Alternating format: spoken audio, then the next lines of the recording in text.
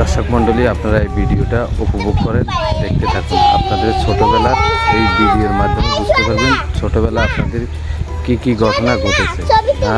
না দেখলে আপনারা বুঝতে পারবেন না। পুরো ভিডিওটা দেখবেন।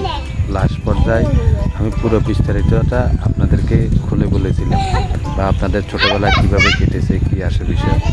আপনারা এখন এই ভিডিওটা পুরো দেখলে পুরোপুরি বুঝতে পারবেন, তা না হলে বুঝতে পারবেন না ছোটোবেলা আপনাদের এরকম স্মৃতি কাটছে। দর্শক আসসালামু আলাইকুম, আমি সাইফুল ইসলাম বাবুল। আমার ইউটিউব ও ফেসবুক পেজ থেকে আপনাদেরকে আমি আন্তরিক অভিনন্দন ও শুভেচ্ছা জানাচ্ছি। আপনারা জানেন আমি গ্রাম বাংলা নিয়ে সবসময় আপনাদেরকে ভিডিও ধারণ করে দেখাচ্ছি, আপনারা দেখে অনেক উপভোগ করতেছেন।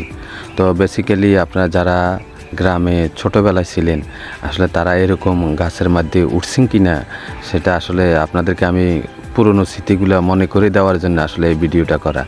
আমি দেখতেছি যে গ্রামের ভিতরে ছোট ছোট বাচ্চারা এইভাবে শোয়া গাছের মধ্যে উঠে অনেক আগায় চলে যায়, বা এরা গাছের মধ্যে উঠে খেলাধুলা করে। বেসিক্যালি বেশিরভাগই এখন এই মৌসুমটা আসলে রৌদ্রের মৌসুম, আসলে এখন বৃষ্টি নেই। দেখেন এই ছোটো ছোটো দুইটা মেয়ে কী সুন্দর করে গাছে উঠছে, আবার নামতেছে।